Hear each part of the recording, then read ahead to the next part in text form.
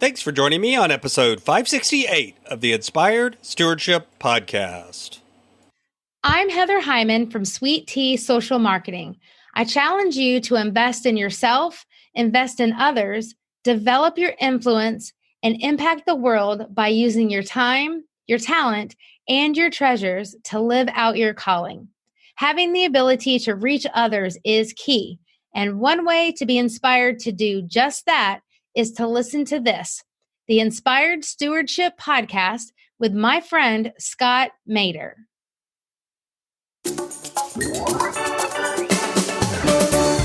But the truth is, it doesn't matter what you say your priorities are. What you actually do is really what your priorities are. What are you spending your time and your money on? If I looked at your calendar and your checkbook, what would I see? Because what I see there will reflect your real priorities. And if that's not what you want, if that's something that you look at and you go, ooh, wait a minute. Welcome and thank you for joining us on the Inspired Stewardship Podcast. If you truly desire to become the person who God wants you to be, then you must learn to use your time, your talent, and your treasures for your true calling. In the Inspired Stewardship Podcast, you will learn to invest in yourself, invest in others, and develop your influence so that you can impact the world. In today's episode about developing your influence by stewarding your time, I talk with you about why I don't have time for that is a terrible excuse, how you can stop using that excuse, and what are some things you can do instead. As we talk about stewarding your time, wouldn't it be great if you could support this podcast and do it without just taking too long? Turns out you can't. All you have to do is use inspiredstewardship.com/Amazon when you're ready to make a purchase via Amazon, and a small commission will come back to support the show just that quick. If you enjoy the show when you are ready to buy from Amazon, just use inspiredstewardship.com/Amazon. I don't have time for that.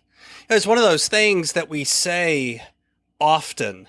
Someone comes up with a new opportunity and we say, I just don't have time for that right now. Or maybe it's time to get out and exercise and do a workout, and I just don't have time for that. Maybe you want to eat healthier, but you just don't have time to do the meal prep and the shopping and the other steps that it takes to do that.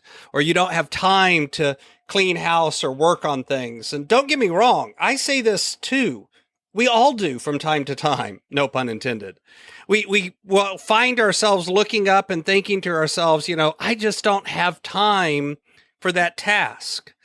And I've talked before about how I would challenge you right away to stop using that as an excuse. Here's the thing.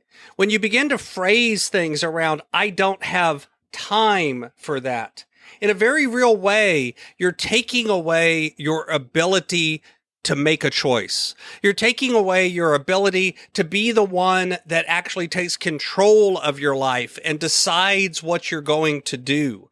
It's a terrible excuse, not so much because it's true or false, but because it's an excuse that takes away your power and your ability to do things. It takes away your ability to make a decision about how you want to use your time. See, that's the interesting thing.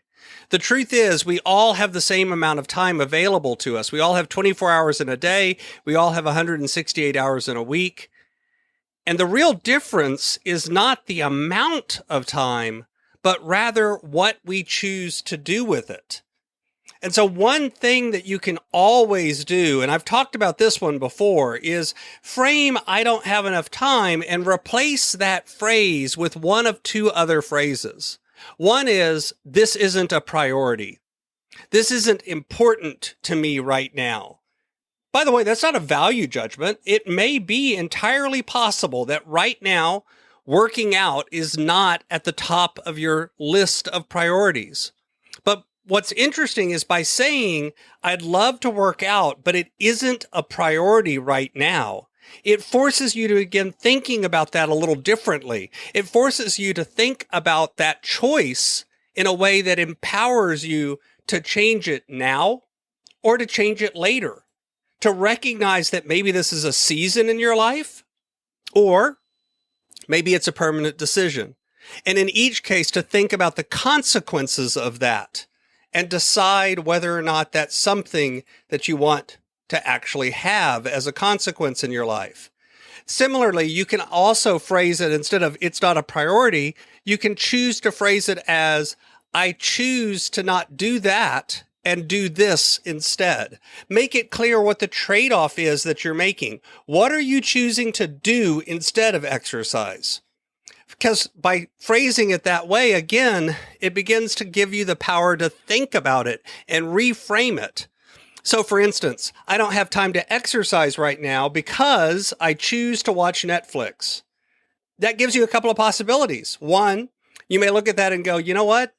Binging on Netflix is a bit of a poor choice versus actually working out. You also may see that maybe you could do both of those things at once. You could put Netflix on your phone, set it on the treadmill, and while you're walking and exercising on the treadmill, still watch your Netflix. You could do both at once. You could tie them together in your mind. So it gives you that ability to think about what you're doing and think about what you're doing instead. What am I giving up and what am I getting? And then make a conscious decision about whether or not this is a good trade-off, whether or not this is something that you want. Now, one caution that I want to give. See, oftentimes we'll talk about our priorities. We'll say our family is our priority, our friends are our priority, our whatever, our physical health is our priority, eating right is a priority. But the truth is, it doesn't matter what you say your priorities are. What you actually do is really what your priorities are. What are you spending your time and your money on? If I looked at your calendar and your checkbook, what would I see? Because what I see there will reflect your real priorities.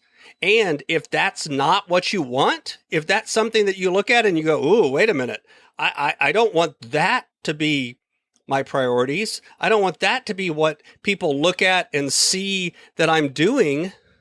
Well, in that case, you have the power to choose to do something different. See, that's the key.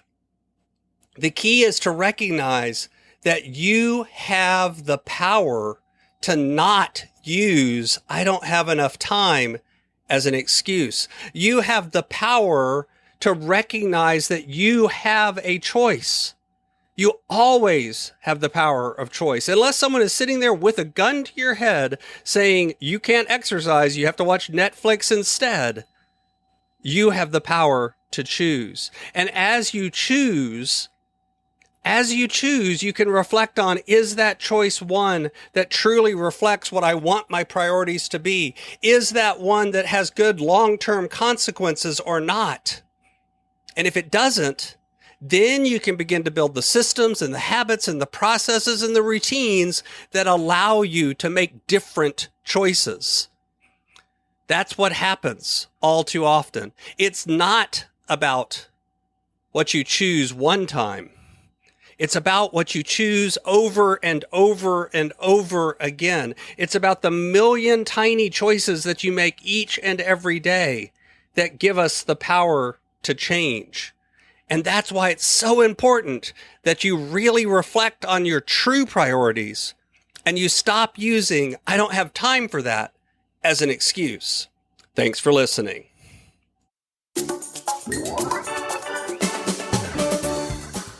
Thanks so much for listening to the Inspired Stewardship podcast.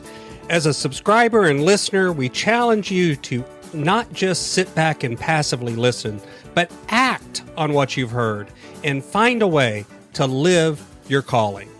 If you like this episode on the stewardship of time, be sure to sign up for our Stewardship of Time Tips series by going to inspiredstewardship.com/time or texting 44222 time tips and that'll get you our best tips on stewarding your time. Until next time, invest your time, your talent, and your treasures. Develop your influence and impact the world.